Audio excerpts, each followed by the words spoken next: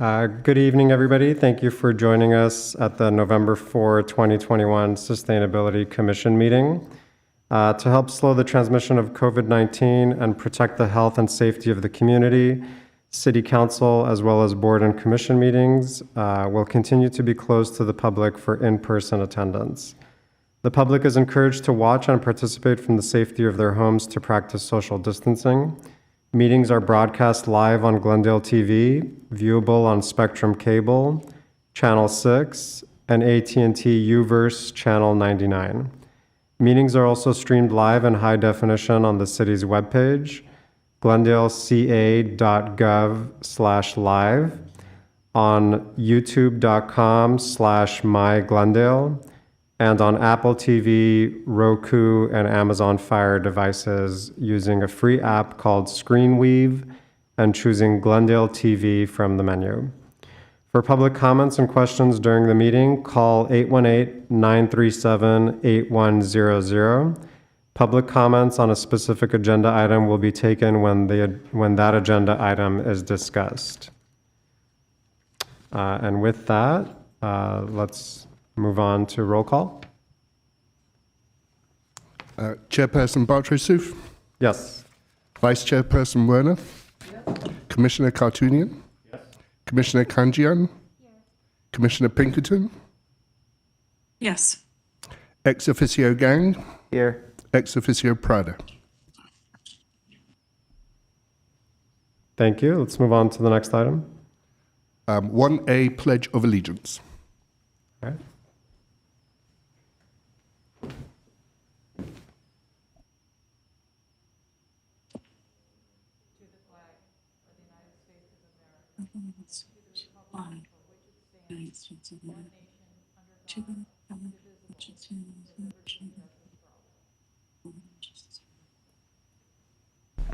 Thank you. Next item. 1B, report regarding posting of agenda. The agenda for the November 4th, 2021 meeting of the Sustainability Commission was posted October 26, 2021 on the bulletin board outside City Hall. Thank you. Next item. Item 2A, approval of the minutes of the Commission regular meeting held October 7th, 2021. Thank you. Would somebody like to make a motion or have any comments?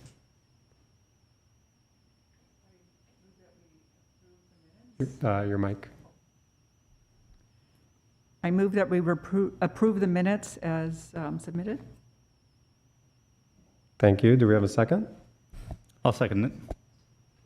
Great. If there's no other comments, let's do the roll call. Chairperson Bartray-Souf? Yes. Vice Chairperson Werner? Yes. Commissioner Cartoonian? Yes. Commissioner Kanjian? Commissioner Pinkerton? Commissioner Pinkerton?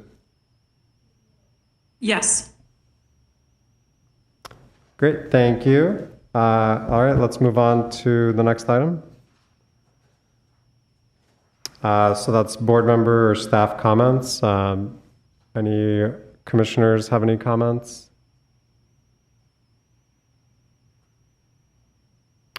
Okay, seeing none. Any staff comments? I'd just like to inform the Sustainability Commission about an upcoming City Council agenda on the November 30th City Council meeting.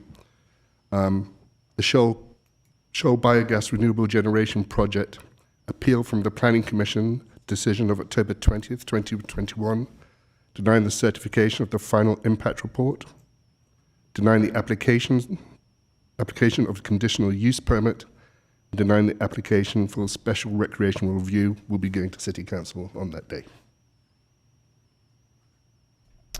Great, thank you. And just a reminder to folks, that's the item that the commission voted to suggest to not certify the EIR, and I believe the Planning Commission did the same, and it's now gone to council for, and it's being appealed by Glendale Water and Power. Is that correct?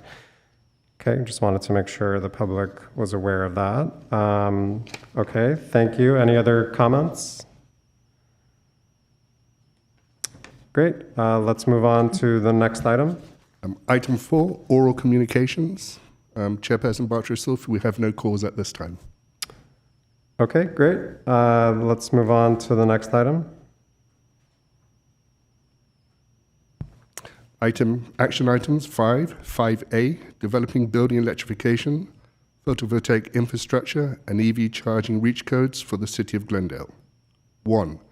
Motion that City Council hire a consultant to assist the city in the preparation of a reach code, include building electrification, photovoltaic systems, EV charging, battery storage, and cool roof requirements.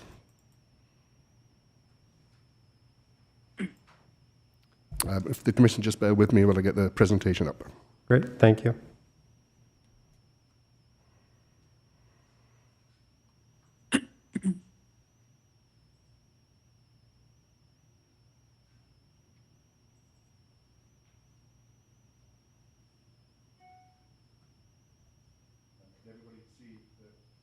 Could everybody see the presentation? Yes. Jennifer? Yes, I can, thank you.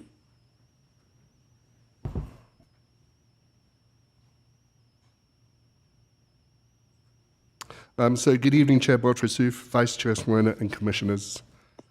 We are coming to the Commission today regarding the potential to develop reach codes for the City of Glendale and to recommend engaging a consultant to assist the City in this process.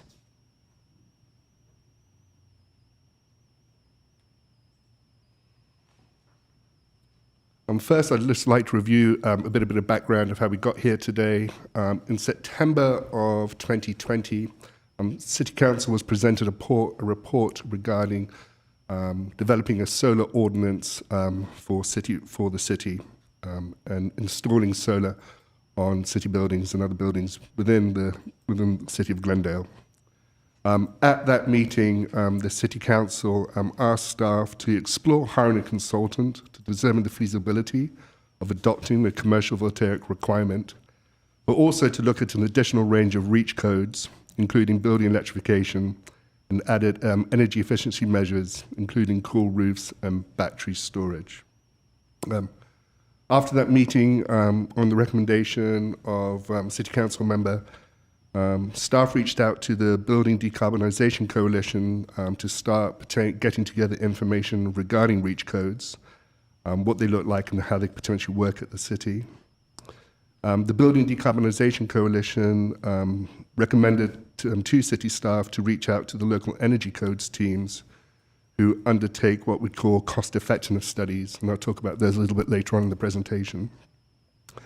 So we worked with the local energy codes team to prepare a cost-effectiveness studies for the City of Glendale based on where the City of Glendale is and utilizing Glendale water and power rates. So that took us into the middle of this year, early this year. At the August Sustainability Commission meeting, we invited the Building Decarbonisation Coalition and the local energy codes team to present to the Commission on an information session, essentially outlining building electrification benefits and local government actions, but also to review the cost-effectiveness studies. So that brings us to where we are today. Just as a reminder, and for those listening, I just want to define a reach code. So a reach code is a local building energy code that reaches beyond the state minimum requirements for energy use in building design and construction, thereby creating opportunities for local governments to lead the way on clean air, climate solutions, and the renewable energy economy.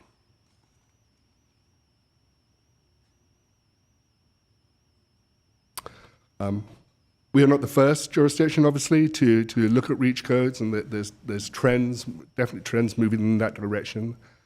The California Building Energy Efficiency Standards Codes of 2019 moved much more in the direction of net zero energy performance. And the 2020 code, which is in development right now, is expected to move further towards zero net energy performance.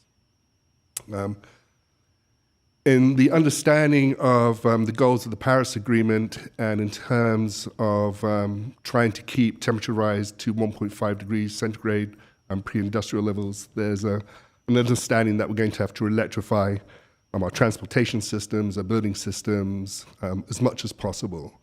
So there's definitely a race to electrify and a race at not only greening the supply of the electricity, but also to be able to use that electricity in place of gas.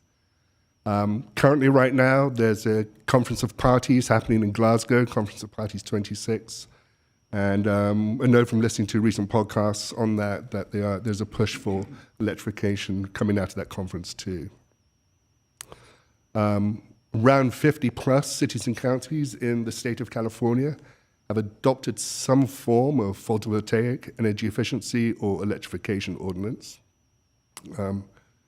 As the Sustainability Commission knows, the City of Glendale is preparing an RFP to have a climate action and adaptation plan, and we expect building electrification to be one of the key mitigation strategies to be looked at and adopted within that plan as we go forward.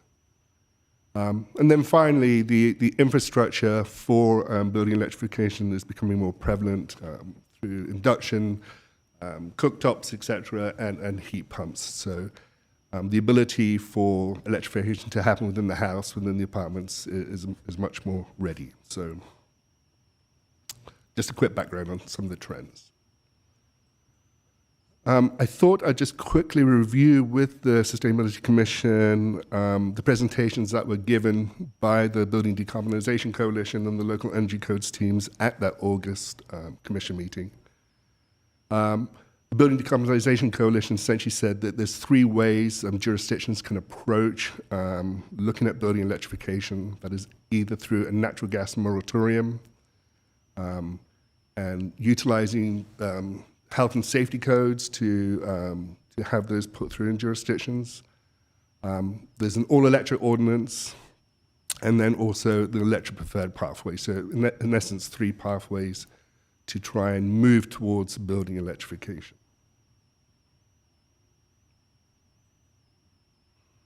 The local energy codes team quickly reviewed their findings from the cost effectiveness studies that they did for the city of Glendale. They looked at specific building types, low-rise residential, mid and high-rise residential, ADUs, and non-residential, such as medium office retails and hotels, and also single-family retrofits. Within their studies, they all supported the potential, the development of all approaches to go towards building electrification, and I'll explain a little bit later why those studies are important and why they are needed.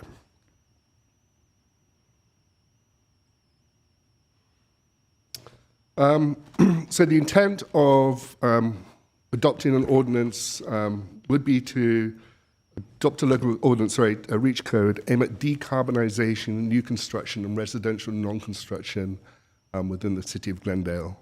There are a number of options open to the city as previously described by the Building Decarbonisation Coalition.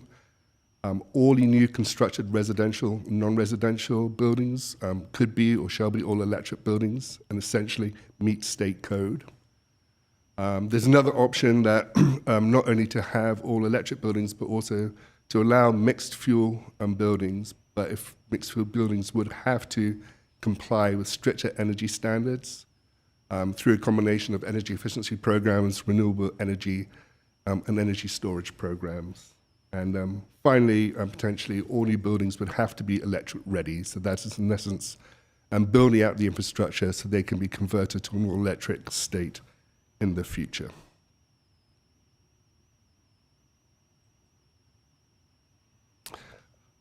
If a local jurisdiction does wish to adopt an ordinance or a local REACH code, it must demonstrate that ordinance is viable. So based on our local climatic conditions, any ordinance would have to be cost effective. That is, it would not cost that developing the ordinance, putting in place the technologies and everything would be paid back over time. So it wouldn't cost the builders money or the people living in those buildings extra money to live in that type of building, so it have to be cost effective. Again, not less restrictive than the state requirements, and would not be able to preempt federal appliance efficiency standards. So the federal government has, in essence, stated that there'd be certain efficiency standards for appliances such as stoves, microwaves, etc., and you wouldn't be able to say, well, we need an appliance more efficient than what the federal efficiency standards are. So those have to stay in place. And then we would have to get approval from the Energy Commission regarding our ordinance, and that's why the cost-effective studies are important, because you have to send those cost-effective studies to the Energy Commission with the application. And then finally, any ordinance would be filed with the Building Standards Commission. So those are like the requirements for us to, in essence, to develop and have an ordinance.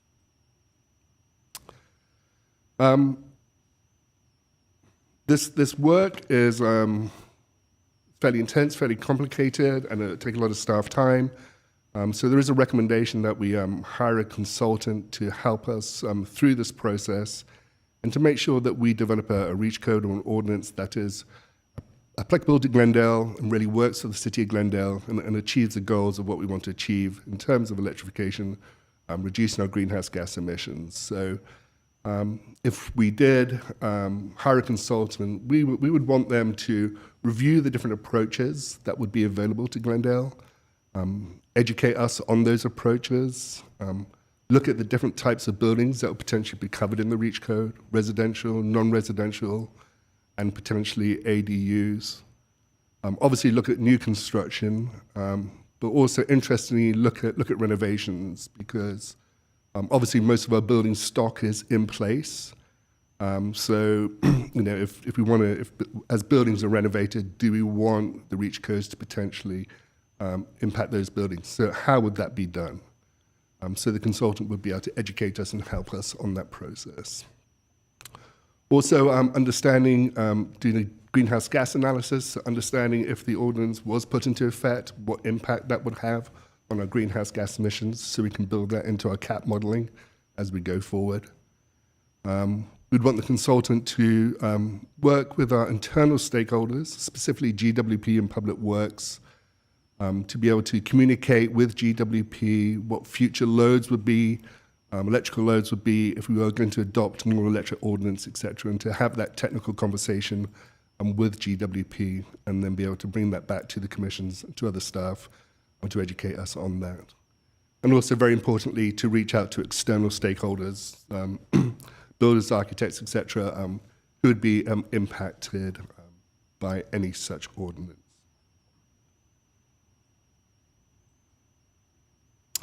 The consultant would also want the consultant us to run through the REACH code process with us, specifically determining what type of exemptions may be permitted regarding the REACH code. For example, would commercial kitchens be exempt? Look at those exemptions, work with the stakeholders to discuss those exemptions, but more importantly, to understand what impact any exemptions that were given regarding the REACH code, what that would potentially have regarding the goal of the REACH code, et cetera, going forward. When to implement the REACH code, talking about enforcement measures and tracking and reporting. When to implement the REACH code is important, I think, because every 3 years, the California Energy Code is updated. The next update is happening in 2022 to take effect January 1st, 2023. And as mentioned, there is going to be more push towards electrification. So any ordinance that we develop, we would need to understand what the future energy code would look like to make sure the ordinance complies with that or goes beyond that. But we'd need that information. And obviously to do education sessions with the Planning Commission, the Sustainability Commission, City Council going forward. And finally to draft the final ordinance and then to help us with the public adoption process going forward.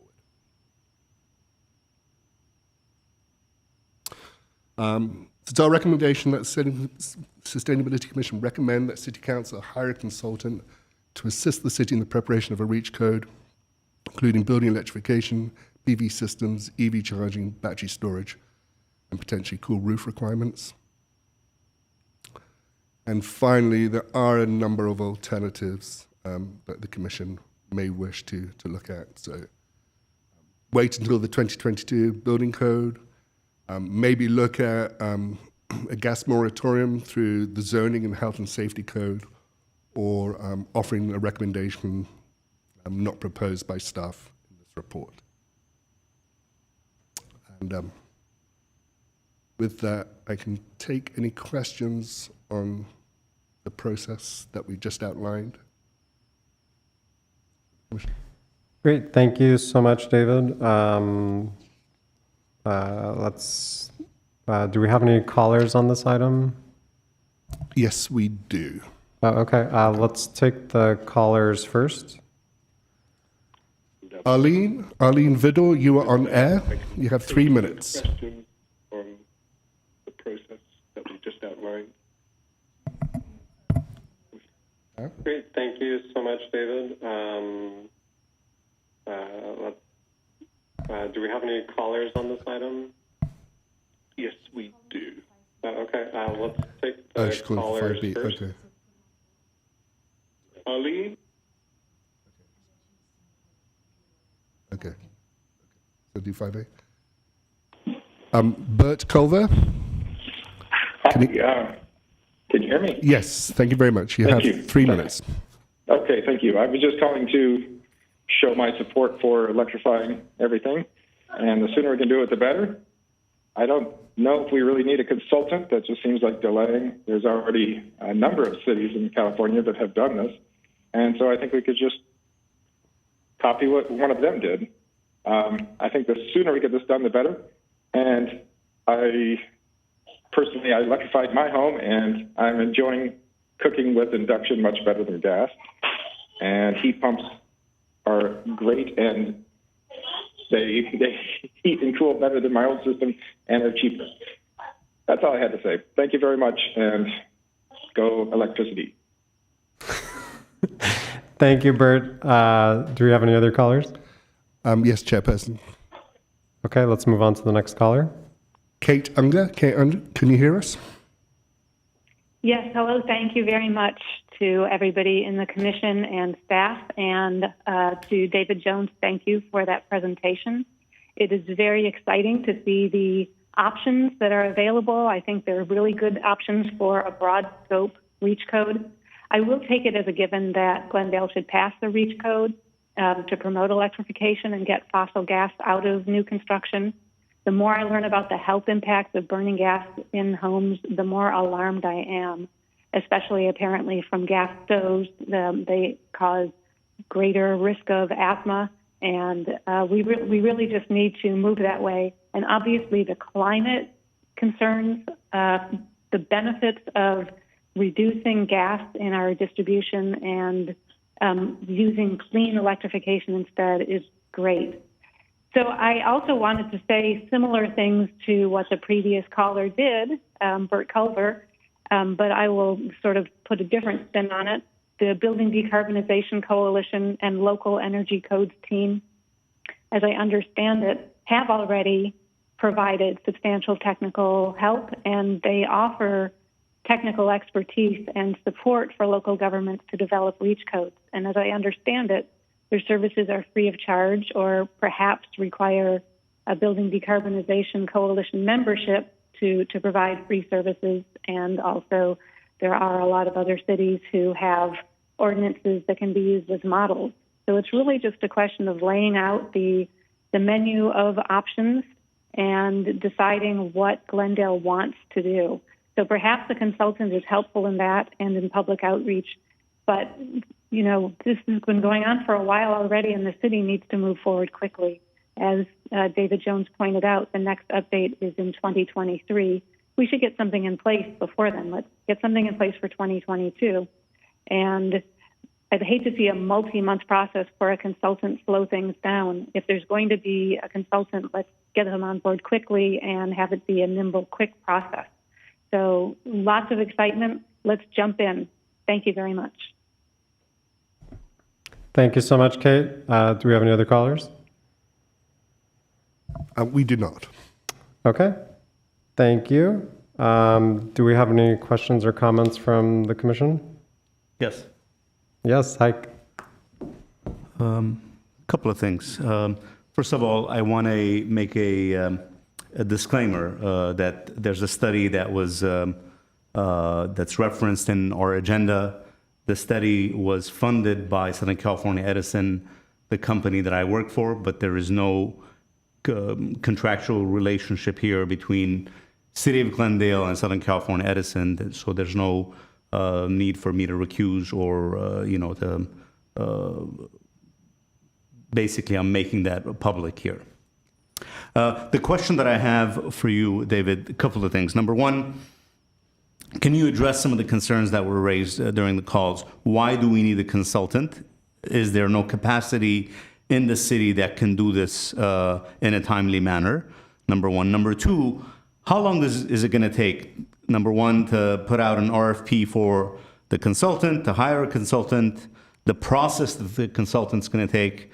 Are we talking, I know that there's a 60-day public comments period built into the process. So are we talking months or are we talking a year plus? Thank you, Commissioner Cartinian, for those questions.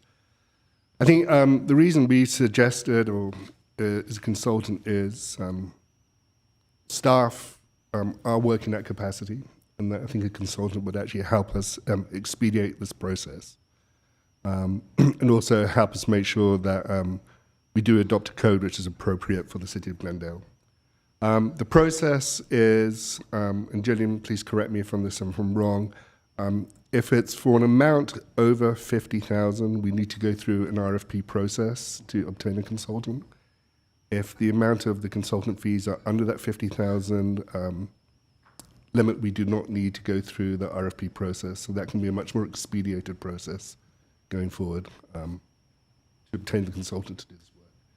And specifically in the outreach to the community, I think it'd be very valuable for a consultant to help us with that process and to make sure that we fully understand and get the comments of the building community as we develop this. So including the comment period and the hiring process, do you think the process will take 6 months or less, or is it a year or more? Or you No, just give us a ballpark. it wouldn't be, as been mentioned on the calls, there's a lot of information out there. This has been done previously, so we would not expect the process to take more than 6 months. Okay, thanks. One comment, if I may. I was on the SCAG's Energy and Environment Committee meeting today, and they had a presentation from the U.S. Green Building Council, and they offered to all cities that they can come in for workshops or presentations if it would be helpful for staff or committee. They even do presentations for schools. They do a few every week. So if you need a point of contact, I can reach out and get you the point of contact. Sure. I appreciate that. Thank you. Thank you. Any other comments? Rondi? Yes, I have some comments. Most of my areas of concern are surrounding the social equity aspect and resilience. There's a lot of upfront cost with solar and with heat pumps and so on that might not be affordable for everyone. It can drive up the cost of construction many thousands of dollars, and when housing affordability is already an issue. And then once someone has solar, those folks aren't paying very much for utilities, so then that cost of infrastructure, the grid and so on, is borne by the people who have been left out of the solar option. And so that creates like this green divide, as they call it, where people, like, for example, electric cars, affluent people buy electric cars, but they're not paying the gasoline taxes that the rest of us are paying to keep the roads going and so on. So anyway, so that's one part. And electricity itself is more expensive and is expected to go up even higher as they address the wildfire concerns, where they have to upgrade the infrastructure so the forests don't keep burning down, and also the electric grid needing to be improved in order to support electric vehicles and additional electrification and so on. And the resilience piece of it, I'm always reluctant to ban a piece of our infrastructure. In the 30-plus years I've lived in Glendale, my power has failed several times, but my gas never has. And so I like the idea of if there's a power failure, at least I can stay warm. There's other options.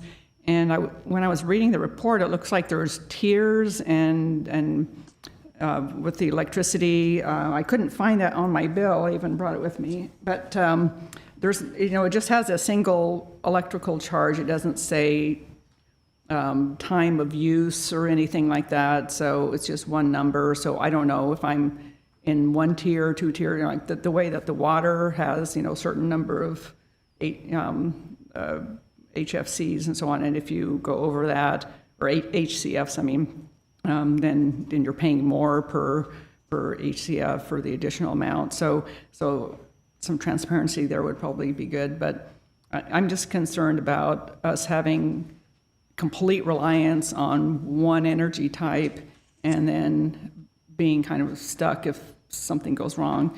That has me concerned. And I think having, allowing some people to have gas will enable us to not provide as much capacity at Grayson, because right now we're trying to figure out how we're going to repower Grayson to meet our energy needs in a clean manner. Right now we're not, and so if everyone's using electricity and we can't get that electricity from clean sources, and are we really gaining anything? So that was another concern. And as Mr. Jones mentioned, we have a lot of existing housing stock already. In fact, in the current housing plan, the draft housing element that was just released on November 1st, they cite, there's a whole table in there about how old our housing stock is. And I did a little bit of math, and it turns out over 95% of our residential structures were built prior to Cal Green kicking in 2009, which equates to over 72,000 residential units that were built very not greenly, just per whatever the standard was at the time, whereas new construction is built to the highest green energy standards in the country, everything from low emitting materials to they are requiring solar for buildings under 3 stories, things like that. So I just feel like forcing them to go even greener will have less of a payback than looking at the 72,000 buildings that are right in front of us and trying to find ways to make them more energy efficient, maybe starting with low-income homeowners and trying to help get them set up with cool roofs and so on. And I think there might be some opportunities there.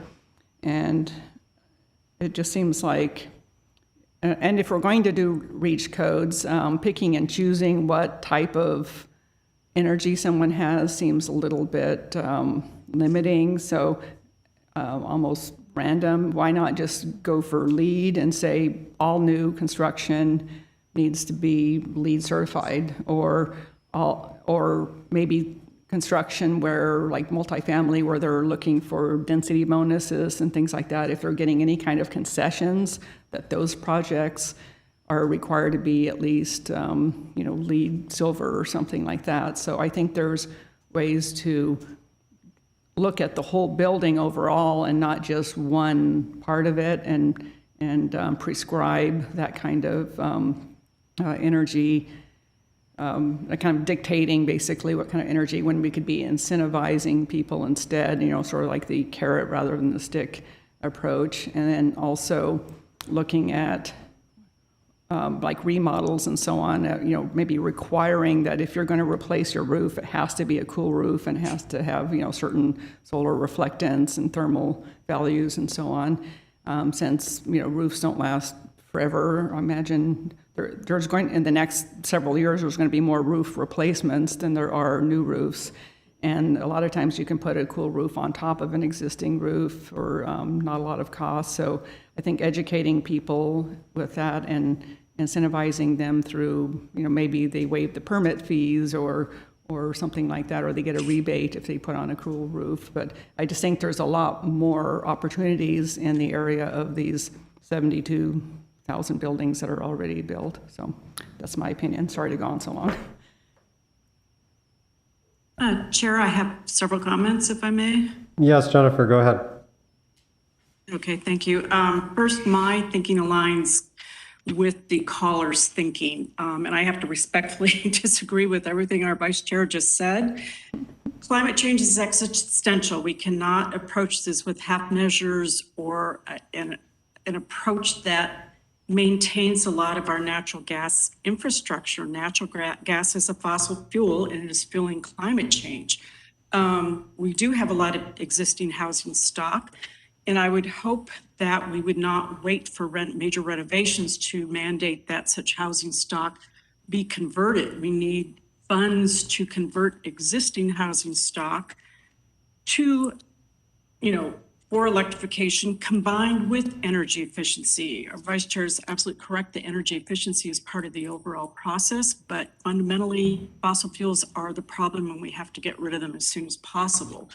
I would also say, since there is an abundance of ordinances out there already, maybe the intern could be put to work just compiling all the ordinances so they could be reviewed. I agree that I don't think a consultant is necessary at this point. There's an abundance of material out there that we could copy. I don't think we need exemptions. People have to adapt. Our personal preferences cannot dictate our approach.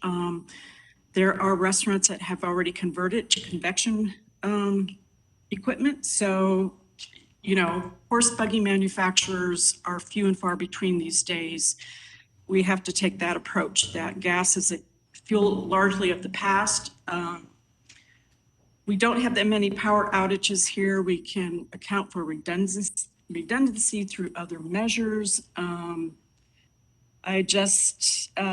We have to go all electric. And I do want to say, while LEED codes may be good, I've read studies suggesting that LEED certified buildings are not necessarily any more energy efficient than those that are not, because the LEED system really is predicated on a checklist and actual building prior to a building's construction, and the actual building performance in terms of energy consumption and efficiency may not be better than buildings just built to current code here in California. So we have to get rid of fossil fuels. There's simply no time for half measures maintaining the existing natural gas infrastructure that we have. Thanks.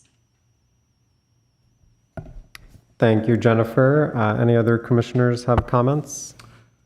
I want to address something that was mentioned by my fellow commissioners on the resiliency aspect of having dual fuel. You have to realize that a lot of the equipment that we use today in our houses is dual fuel. So even though the main energy that the equipment uses may be gas, the igniters may be electricity. So if you don't have electricity, technically, for example, the furnace that you use in your house, the igniters and the blowers use electricity. So if you don't have electricity, guess what? You can't use that furnace, period. So the resiliency argument that people use a lot of times is a moot point. When you don't have electricity, you can't use that equipment, period. Thank you for that clarification. Any other commissioners have comments? I have some questions and comments. One thing that I wanted to get confirmation on is as I understood the last presentation that was given to us by our consultants, and my understanding of how these reach codes work is there was an analysis and a requirement that if a city pursues a reach code, that it would have to be analyzed in such a way that there's a justification or a cost-benefit analysis to pursue those reach codes, right? So if we're requiring a building to be all electric, we have somehow justified that there's a cost savings associated with that type of investment, and therefore we're not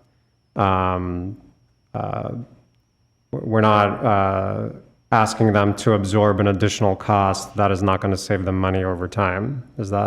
Am I understanding it correctly? That is my understanding too, Commissioner Buttersif, and hence those two cost-effectiveness studies that provided as part of the report have gone through that process. They may have to be updated since they were done late last year, but yes, they essentially validate that we can go through an electrification process and it will be cost-effective. Okay, great. I just wanted to make sure that we understood that clearly.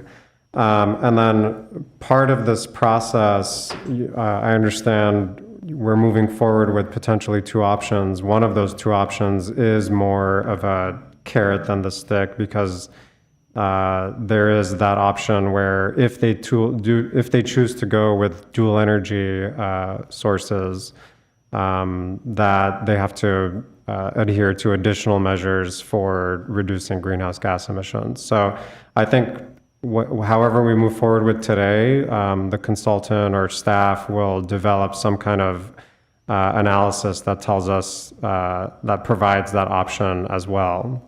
So I just wanted to make that clear too. I did have one question that was indicated, that was part of the presentation that I saw, that chart. There was one section where the option for, let's go. There's a table that was shown earlier in the presentation. That one. The lowest greenhouse gas emissions savings for the electric preferred. I thought the way that this worked was that if we went forward with an electric preferred ordinance, that they have the option to do gas, but they have to offset that greenhouse gas emissions with other treatments. So is it not neutralizing the use of natural gas? So it's my understanding that with the cost effectiveness studies, so if a builder or whoever developer decides to develop mixed use buildings, and the cost effectiveness studies say that building type A, so for example, high-rise residential, for example, there's would be able, in order for it to meet the cost effectiveness requirements, we would need to improve the energy efficiency by X%, such as 16% over the standard building code. So you can't just keep on adding up, because after 16%, it doesn't become cost effective anymore. So the cost effectiveness study has outlined those barriers for the different building types that allow us to ask for that percentage extra efficiency.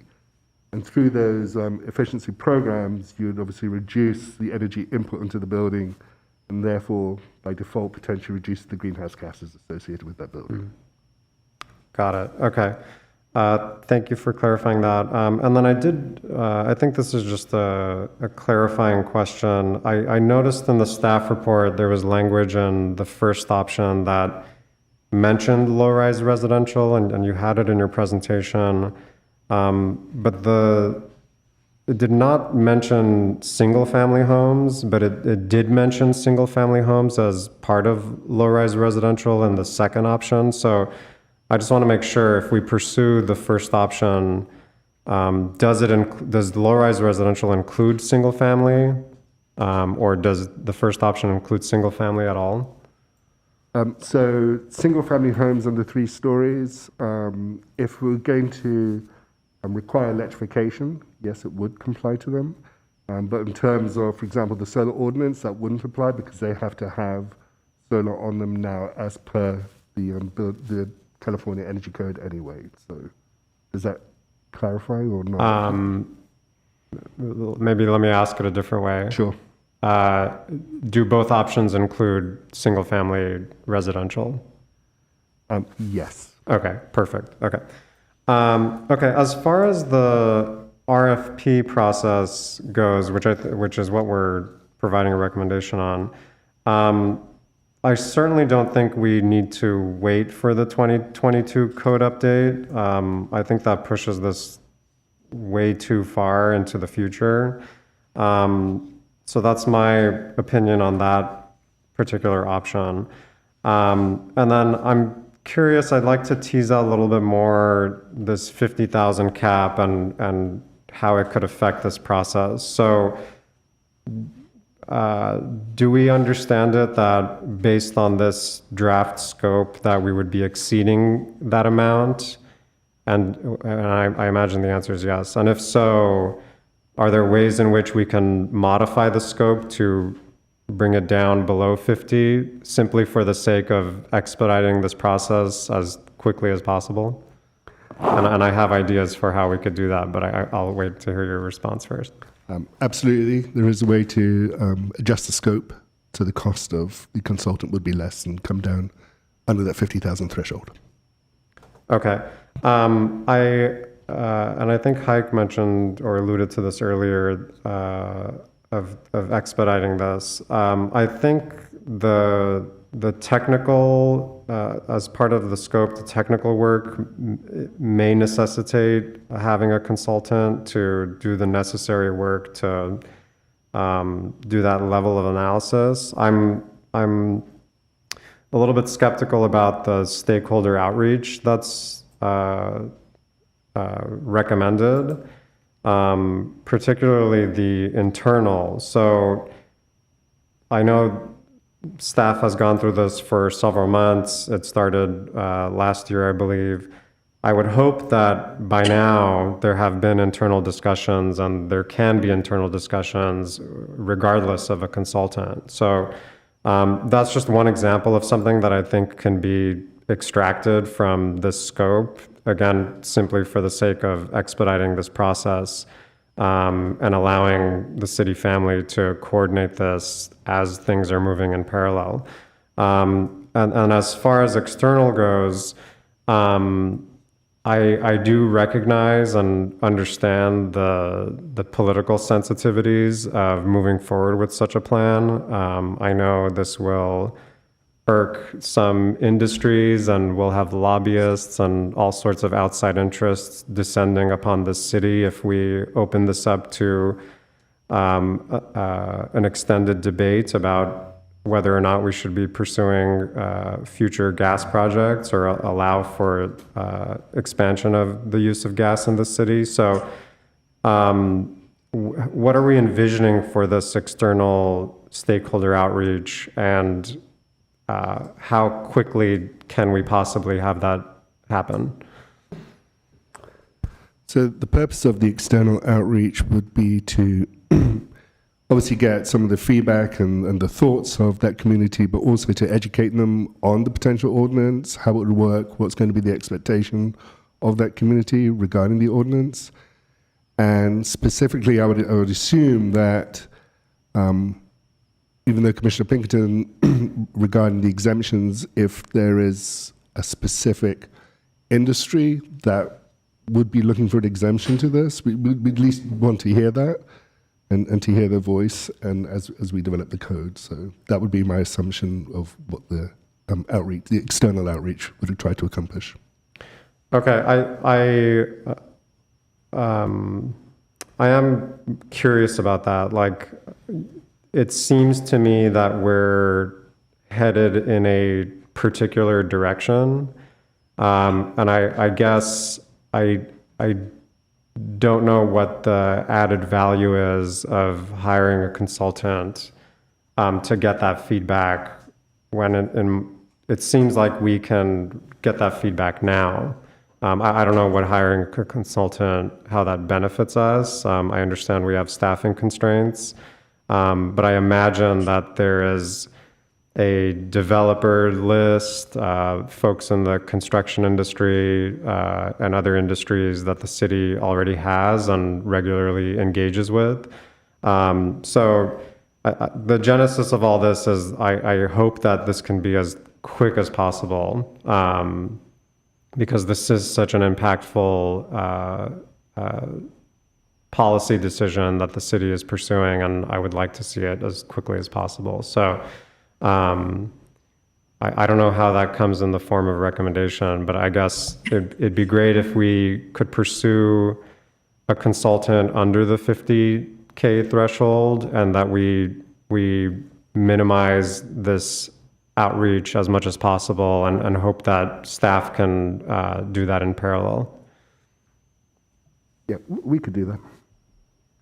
We could just get a consultant, provide us like basic talking points, maybe as needed, to go be part of the outreach. But yes, we have the information Alec, and we if can I get. could throw in 2 other quick comments. Yeah, sure, Jennifer. Okay. Going back to Vice Chair Werner's comments about costs, absolutely agree that's an essential thing. Just want to make sure that if we do outreach, that we convey that costs are more than what's on your bill. The environmental costs, health costs of fossil fuels have to be explained clearly to people who might not be familiar with them. And then also on the matter of cool roofs, I was reading about Purdue University, I think it's mechanical engineering department, is experimenting with a reflective paint that is significantly more reflective than the typical roof coatings that are out there now. It's above 98% reflective, and they think that might even reduce the need for air conditioning in many areas. I was going to contact that department. I'll be glad to share that contact information to see if they'd be interested in doing any studies out here. But it looks like there might be even better options than the current cool roof coatings now commercially available. Thank you. Thank you, Jennifer. Any other commission comments? I simply wanted to echo what Alex said about the urgency of it. I think it should be done sooner than later, so I would prefer that we advise that this be done. Thank you. Any other comments? One more comment, if you may. Normally, I wouldn't be supportive of hiring a consultant, but in this case, for the urgency of it, I think I definitely fully support hiring a consultant as soon as possible. We have enough smart people in Glendale, staff, elected officials, that can learn this process, but it's not going to be done in an expedient manner. We can hire a consultant that has done this over and over, has worked with other jurisdictions. They've learned the pitfalls, they know the process, and they can move us along a lot faster. And which is why my rationale is to support hiring the consultant and moving forward with this process.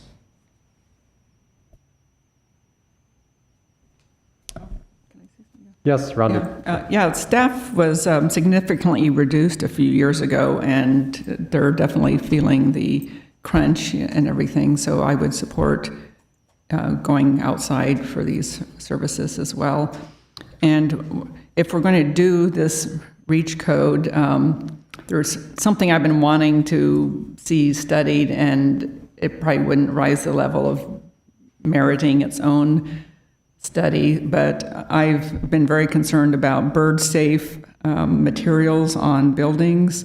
500 million birds a year have collisions with structures and die, and it's so bad that some cities have crews that go around and collect all the dead birds in the morning and try to revive the ones that are still living, and if they're on like migratory paths or something. But I just thought with the new technologies that are out there with the UV coatings and using frits and awnings and screens and things like that, that it wouldn't be that much of a burden for people designing buildings to keep birds in mind. So if you'd be willing to entertain the idea of maybe adding bird-safe design to this, I know that there's some things at the federal level that they've been trying to do. They just haven't gotten a lot of traction, and there are cities, even in California, that have already adopted bird-friendly design. So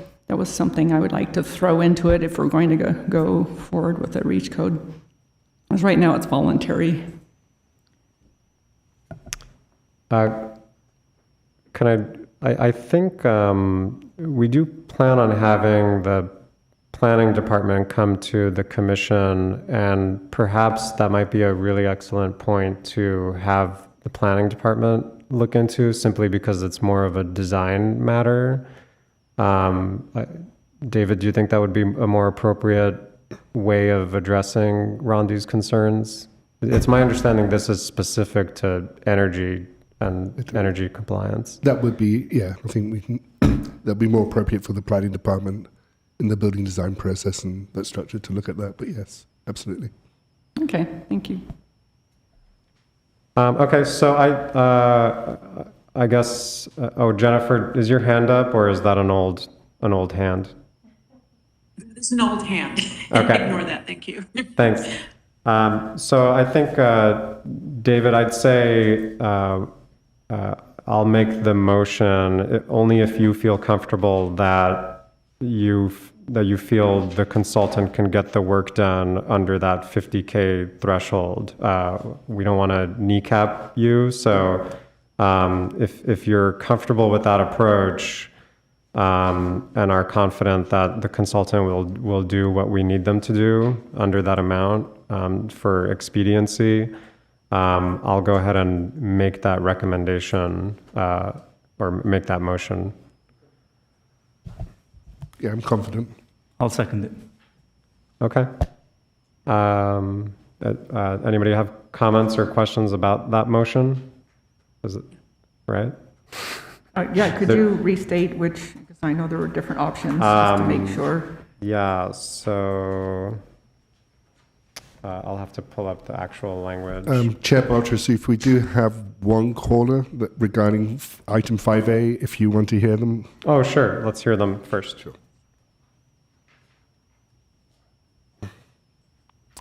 Hi, Kathy, can you hear me? Hi, yes. Okay, Thank you're on the you. air. And thank you, and thank everyone for your service. I have a very basic question, which is, and not to digress, but I've begun to get interested in the Grayson power plant questions, and I wanted, if you could just step back and say whether these deliberations tonight regarding natural gas, have any bearing on, maybe not a direct bearing, but what really is the kind of bottom line discussion here in terms of Glendale and its power sources? And that may be a silly question, so forgive me if it is. Thank you for the question and the call.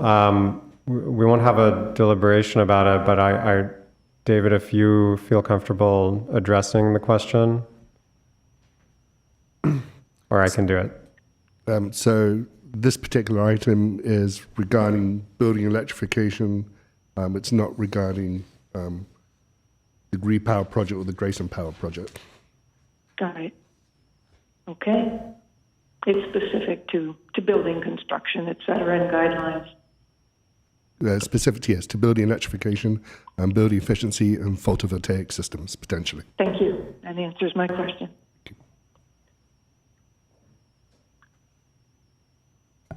Okay, thank you.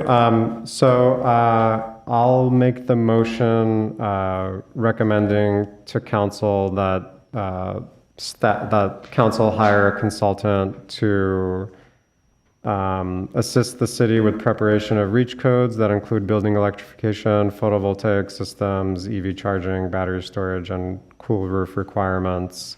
So that's how it's written as an option to us. So I'll move forward with that, with the caveat of it being a contract under $50,000 for the sake of expediency.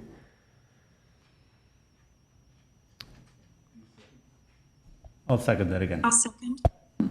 Okay, great. So we have a second. Does anybody have any questions or comments, or shall we move on with the roll call? Okay, let's move on with the roll call. Chairperson Bartrasif, Yes. Vice Chairperson Werner, Yes. Commissioner Cartoonian, Yes. Commissioner Kanjian, Yes. Commissioner Pinkerton. Yes.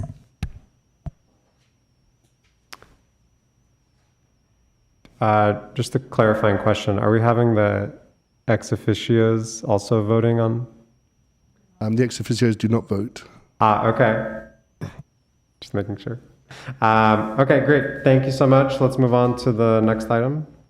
5B, Earth Day 2022. A motion for the Sustainability Commission to select a Earth Day 2022 idea and direct staff to prepare an Earth Day action plan and report for the December 2nd, 2021 Sustainability Commission meeting. Great. Okay, thank you so much.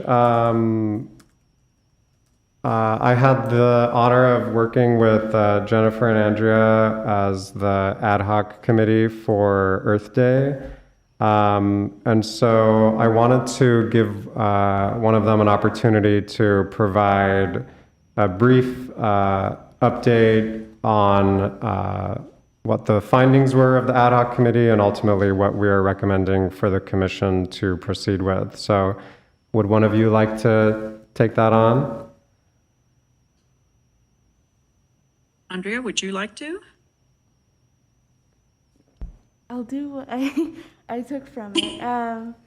Yeah, so we got together and we put our ideas together. There are several. We did put our ideas together, and we came up with a few. We wanted it to keep as low waste as possible. So we decided that brochures would not be visitors, and we would have as much information as possible given to our those who attend, and distribute as much information as we can to make them know about the programs that are available, whether it's from GWP or other booths such as programs that are available to them for and resources that they can use and take advantage of as well. So we wanted this to be as digital as possible, so incorporating technology into this as well. So whether it's making the registration electronic and digital, and having the attendees engage as much as possible with our booths and our ideas to put together. And so some of them we put together are collection drives. So having people who attend, donate, whether it's clothing item or books or anything really that they feel comfortable donating, as well as a tree planting pop-up that we came up with. And this is all in a document that I can share with everybody, all the commissioners, if they'd like to have a copy for them as well. And, art installation, so we wanted this to be as community-centered as possible, including a community bike week or day, however, David, of course, you can go ahead and plan that out and see how you see fit. And including as well movie day, litter cleanup day, or an event that is possible and everybody feels comfortable with as well. Does anyone have any questions? Great, thank you. Jennifer, is there anything you'd like to add to that? Sure, just briefly that we really wanted to make it less of a passive event where people just, pass by booths, take literature. We wanted to give all age groups in Glendale an opportunity to participate. We want to actively engage people, and hopefully we proposed enough participatory events that will cover a wide range of interests here in Glendale. Thanks. Great. We do have a caller regarding this item, if you'd like to hear them. Yeah, give me just a second, just so I can wrap up what we've discussed as an ad hoc. One thing that I'll add to that, just as a theme, has just been that I'll repeat, is that we do want this to be more of a day of action rather than, as Jennifer said, a passive event.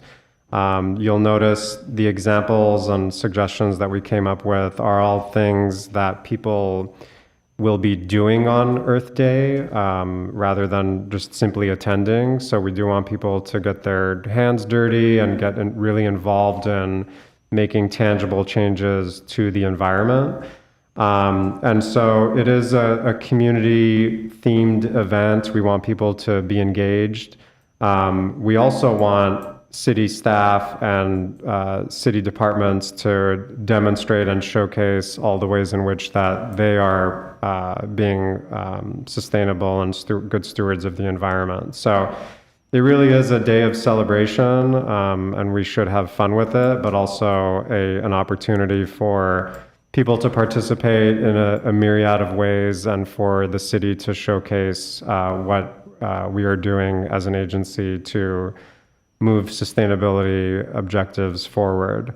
And I think we were leaning more towards having a series of events and series of activities that span potentially more than a day, so that we're not just focused or fixated on, having hundreds of people come to a focal point. So just as some examples, the community bike day could be something that a nonprofit could do. So we have Walk Bike Glendale, which is a local chapter of the Bike Coalition that could host for us. The gardening workshops can be done at the Monterey Road Community Gardens. And I've approached them and they're amenable to doing that. So it's not only leaning on city staff to do all of this programming. There are things that the community can also partake in and really take leadership on. So this could be a week-long activity. This could be a month-long thing, just based on how we want to program it and what our capacity is as commission, staff, and volunteers. So that's kind of the crux of what we were trying to get at. And then we also had a list of principles, you see it in table 2, of what we think we should do as a city just to minimize our impact, even if just for this event. So that's kind of the genesis of it.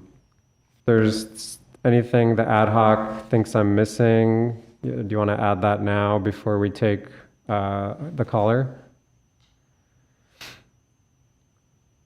Okay, let's hear from the caller. Arlene? Yes, I'm here. Okay, go ahead, Arlene. Hello, Chair Bardisov and commissioners and city staff. My name is Arlene Vidor. The arts obviously aren't just leisure entertainment activities. They can create awareness, provoke, and educate. And as such, the Arts and Culture Commission and Glendale Library Arts and Culture have plans on and around Earth Day, and I wanted to give you an update since you're on that topic today and we're all in it together. First, an experiential installation that's called Impending Storms, and it is created by Blue Marble Art Collective, will be on view at the Central Library. This installation is designed to throw the spotlight on the specter of severe species and biodiversity loss and the dangers looming over our biosphere. Visitors to the exhibit will be able to immerse themselves in and around nets, which have captured within them depictions of various plant and animal species. This installation is sponsored by the Arts and Culture Commission through the Urban Art Program with support from Glendale Library Arts and Culture, and it's going to be on view from March 4th through May 1st. The Brand Library and Arts Center will be hosting Mapping the Sublime, Reframing Landscape in the 21st Century, which is curated by two prominent LA-based artists, Lawrence Gullip and Beth DeVia Waldman. That exhibit will feature a diverse group of artists who are going to challenge us with a critical reframing of the landscape art genre through a very immediate lens. So none of the artists involved are going to be aping the luscious and idealized landscape depictions of their forebears like what we're used to in 19th and 20th century painters and the likes of Ansel Adams. No no disrespect to Ansel Adams, I love him and we all do. Their work will provoke viewers to consider our landscape, the landscape genre, in a new way, with traditional notions of the sublime re-examined to reflect our declining climate in the face of humanity's dominant influence over the environment. And that will be on view at Brand, in person live, from April 2nd through May 27th. Brand also has right now tentatively planned on Earth Day or close to Earth Day an event that's going to focus on green architecture, and this is still being confirmed, so stay tuned for more on that. And then the third and final thing I wanted to mention was the Reflect Space Gallery in the Central Library. I don't know if any of you have been there. They've been producing beautiful exhibitions themed around social and environmental justice for several years now, and as such, they are going to be hosting an exhibition which right now has the working title as the Earth Wanes, which will examine the themes of climate crisis through the lens of social justice. And this exhibit is planned for May 3rd through June 28th. So if any of the programs change or get enhanced with more, we can update you, and feel free to reach out to the Arts and Culture Commission. I'm also going to send you a written version of this message so that you have some website references that you can refer to. And I hope you will join us all on the art side for these exhibits. I think they'll be very provocative and very informative. Thank you very much. Thank you, Arlene. Do we have any other callers on the item? Okay. And just so folks know, in case you don't, Arlene is on the Arts and Culture Commission. I don't know if she explicitly, I don't think she explicitly stated that in her comments. So yeah, the caller, or Arlene, did highlight some things that Arts and Culture is doing, and I think that is just another example of a commission that we can lean on to partner with to do various Earth Day activities, including all of the programming that Arlene has already mentioned. So I think that's all we have to say as an ad hoc. Are there questions or comments from fellow commissioners about what we're recommending? I have comments. Thank you so much to the committee. I think you guys did a great job of brainstorming, and I like that it's a active, to have active activities, not just strolling past the booth and picking up tchotchkes and so on. And did we ever hear what the budget was on that? Because I know that was asked last time. No, but now we know we have direction from the ad hoc committee. We can start putting together a budget of how much. Oh, okay. All right. So I had some ideas, like if we are doing what we talked about before of having like some trivia challenges and so on surrounding information about sustainability and, prizes to give away or something. My sister's in the promotional product business, so she put me in touch with some websites that have things that are made out of bamboo or plastic that's made out of wheat and, things like that. And so they're ecologically sensitive, but it could have a logo or something like that on there. And she was asking if sustainability has a logo. I think they just use the City of Glendale's seal, right? They don't have their own like brand or something, do they? The Office of Sustainability has a logo, yeah. They do? Oh, well, how about that? So anyway. We're very proud of it. Okay, well, maybe we need to get that logo on some swag. But I know I'd asked before about if we could get some kind of T-shirt or something so we're identifiable when we go to these kinds of things. And there are fabrics that are made partially out of plastic bottles. I've actually owned some, or there's bamboo, things like that. And it was interesting seeing some of the different eco-friendly giftware nowadays too, like dental floss that's made out of corn husks or something, and it comes in a little little glass jar, and you can refill it, and things like that, and bamboo toothbrushes and all these things. So it was it's kind of cool going through all that. So probably a little pricey for what we're doing here, but who knows?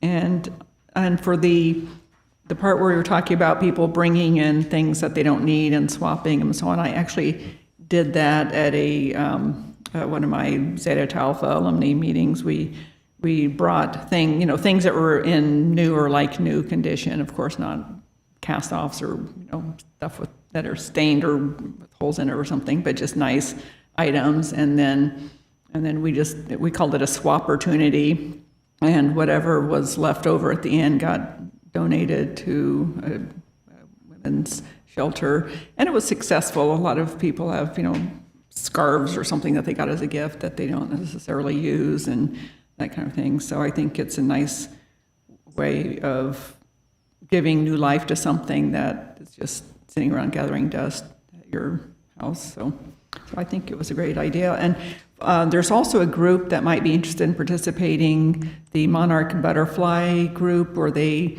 encourage people to plant native milkweeds to provide habitat to help them along, since so much of their native habitat is diminishing.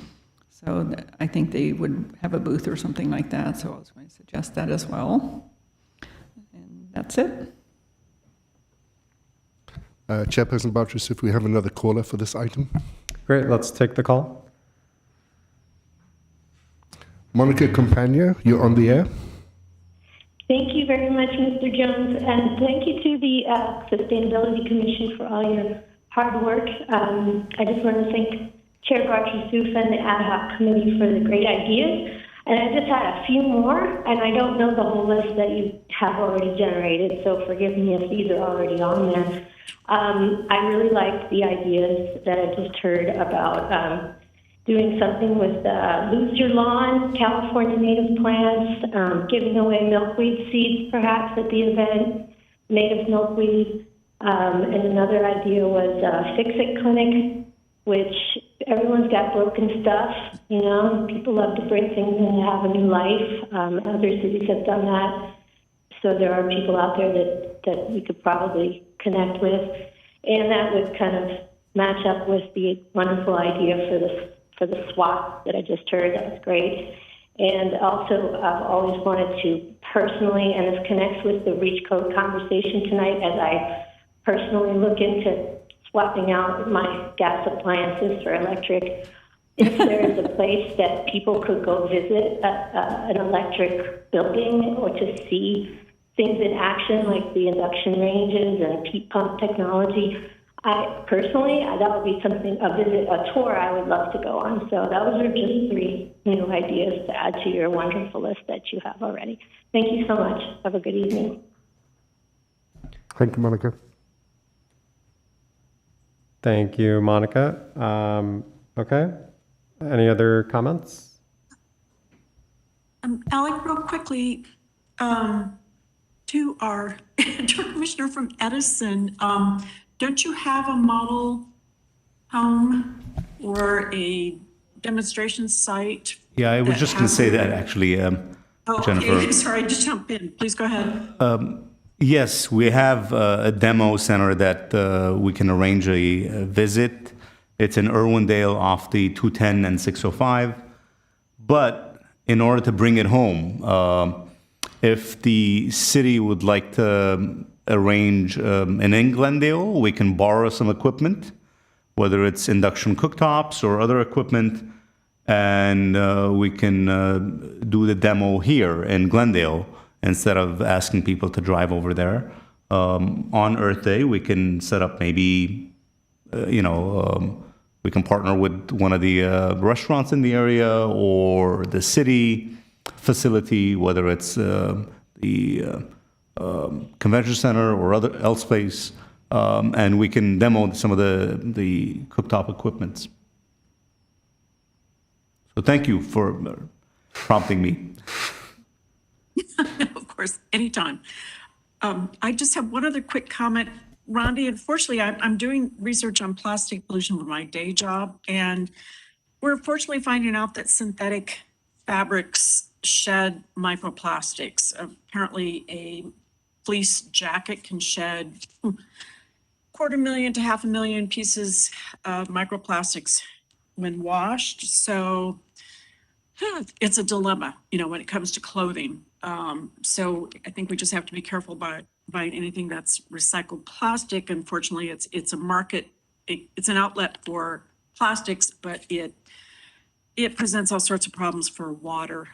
Sewage treatment plants cannot filter out all the microplastics. So just wanted to mention that, unfortunately. Thank you. And I think along those lines, we had talked about, what kind of incentives, if any, we want to provide, whether to do a raffle, and having those things that we give away be things that meaningfully contribute to sustainability efforts. And examples that we had come up with as an ad hoc committee was a rain barrel, for example, or a compost bin, or a bicycle, things that people can take home and use proactively that will soften their impact, their personal impact to the environment. So I think there are things that we can pursue as giveaways or prizes. Obviously, they would be higher cost items, but wouldn't be available to every single attendant, but would meaningfully contribute to that individual person's sustainability habits. So I think that was something that we had teased out as part of our discussions in the ad hoc meetings. The one thing that I wanted to emphasize, and I hope that this gives staff enough time, should we move forward with the recommendation today, is kind of the heavier lift items, I would say, such as the tree planting or the habitat garden or the pop-up park. I'm hoping that we can get some kind of feedback from the various departments on if they can contribute in such a way, and if they're willing to be active partners with us. So whether it's urban forestry or the parks department, for example, the litter cleanup, I imagine we would engage neighborhood services. There are lots of ways that we can engage our departments and give them an opportunity to partner with us and be good stewards with us on Earth Day and beyond. So my hope is that we're giving them enough time to come up with a plan and work with us on deploying something in April. Yeah, and I think thank you for the Sustainability Commission for talking about this item now, so we do have time to start that planning process, so we appreciate that.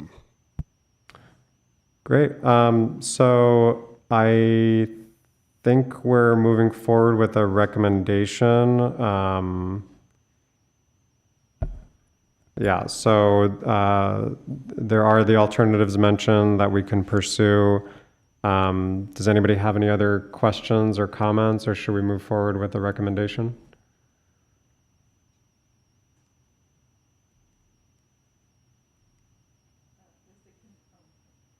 Is the committee going to continue to meet? It was not our intention to. It was just to facilitate ideas and kind of hone in on what we thought our focus would be, and to have that distilled information come to the commission for the commission to make a decision. So I think we are officially providing a recommendation to staff, and staff kind of runs with what we're recommending today. And I assume or imagine that we'll have ongoing discussions with staff as we prepare for Earth Day, but the role of the ad hoc committee has come to an end. Okay, just want to make sure. So it did sound like staff would come back at the next meeting with some recommendations. I just didn't know if there was any back and forth as part of that process, but thank you. I think staff will be coming back to the commission from now through April, constantly talking about this, updating. So the commission will be heavily engaged in all processes going forward.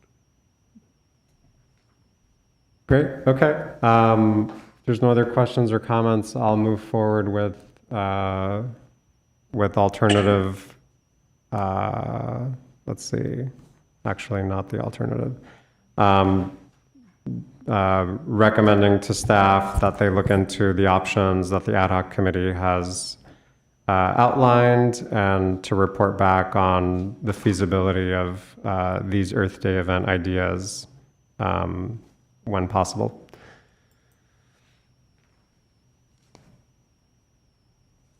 Do I have a second? Second. Okay, there's not any questions or comments about that. Let's do a roll call. Chairperson Bartrosov? Yes. Vice Chairperson Werner? Yes. Commissioner Cartoonian? Yes. Commissioner Kanjian? Yes. Commissioner Pinkerton? Yes. Great, thank you. Let's move on to the next item. Item 7, Sustainability Office Updates. We'd just like to let the Commission know that we are finalizing the RFP for the Climate Action Plan. And thank you to the Commission's guidance. The language of equity is heavily littered throughout the plan, so we think that's going to really help us with that equity component of the plan. In the RFP, we've asking the consultants to work with us to establish both 2030 interim targets and a 2050 net zero target to meet the Paris Agreement accord. Obviously, within the plan, we're asking the consultant to develop not only mitigation, but adaptation strategies, so helping Glendale adapt to climate change as we go forward.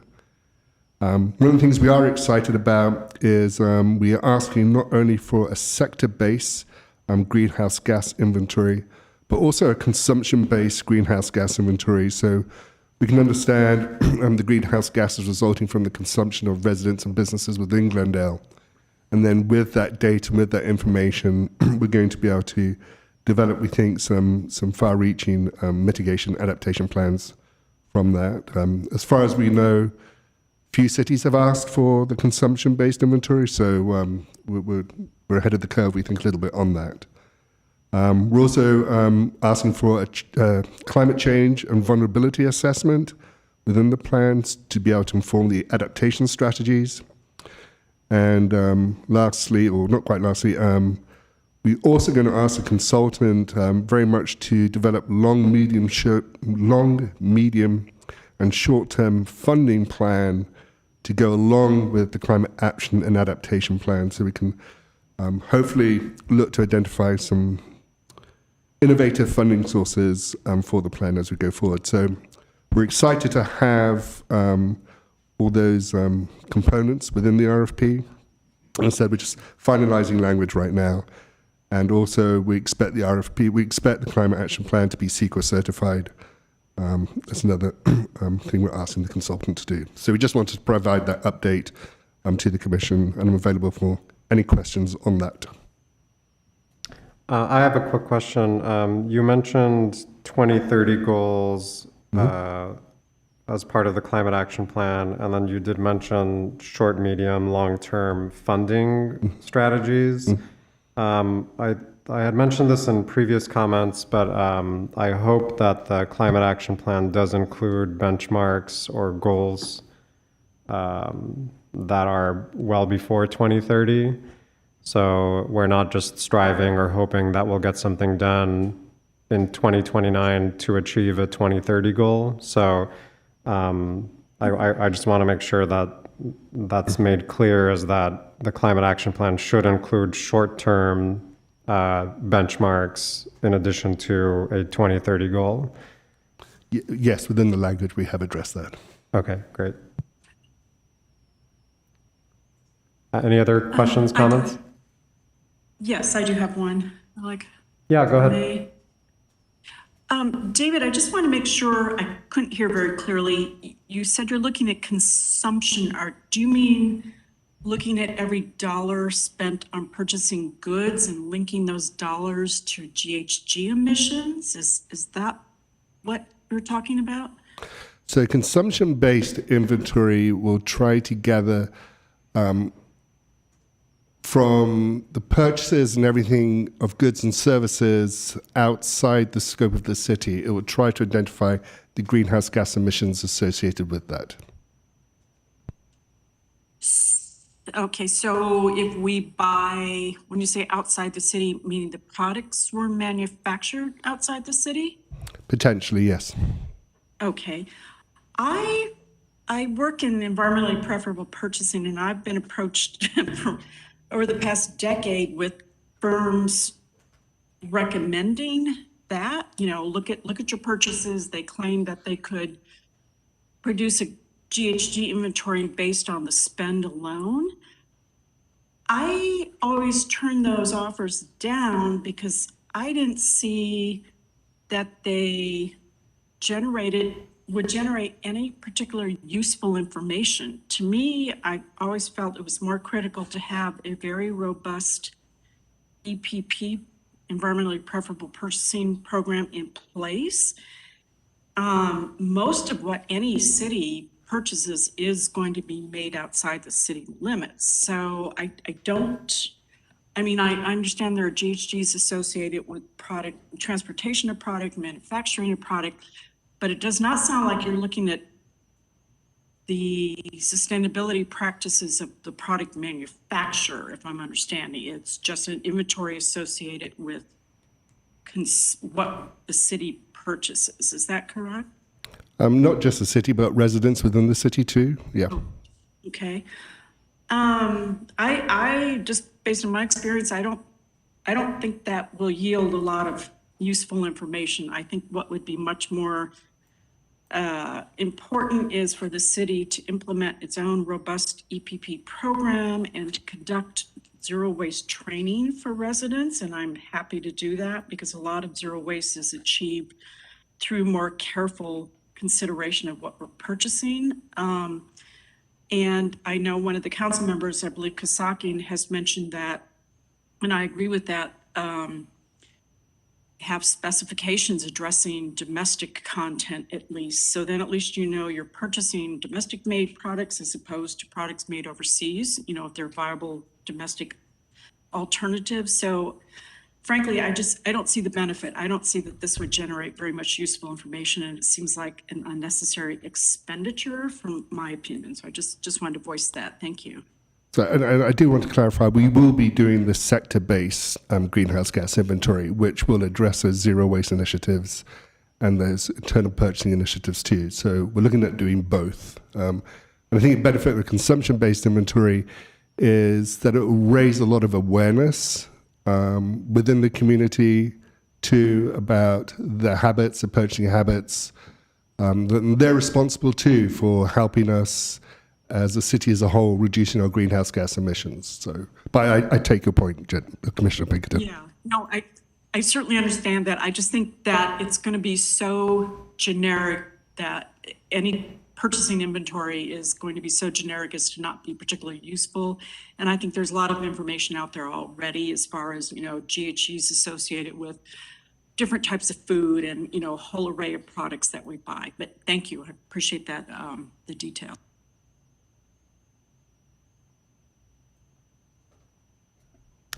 Okay, great. Thank you. Was that it for item number 7? We just want to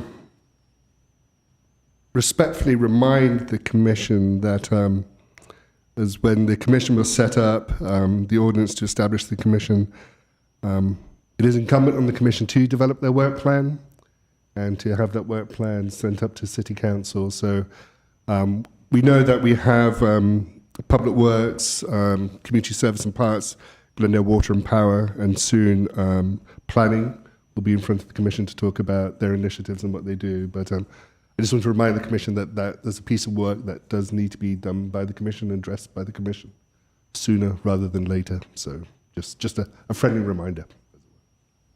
And how do you suggest we go about doing that?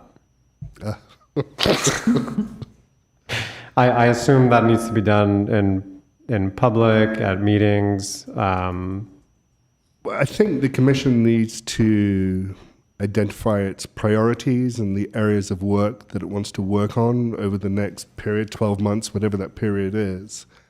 And I think the benefit of doing that is we can then align and work with other departments in the city, saying like, this is a specific area of interest for the commission. If you're working in this area, it gives us the ability to have that conversation and get the input from those other departments on your priority areas. So, and it provides that transparency to everybody within the city, like these are the focus areas of the commission. So I think it very much benefit the commission to be able to achieve the objectives it wants to achieve if we have that plan and say, these are the areas we want to work on. And then we can bring those information resources to the commission meetings to make sure you have everything in front of you and able to make your decisions going forward. So. Okay, are there additional departments other than planning that we haven't heard from?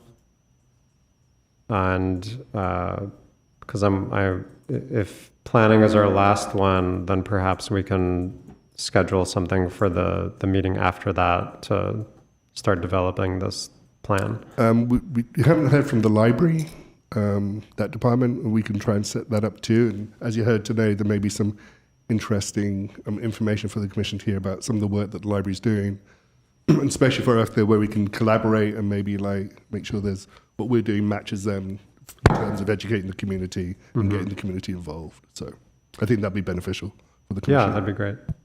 Okay. All right, it's something to think about. Okay, if there's nothing else, I'll move to adjourn the meeting. Do we have anything else? All right.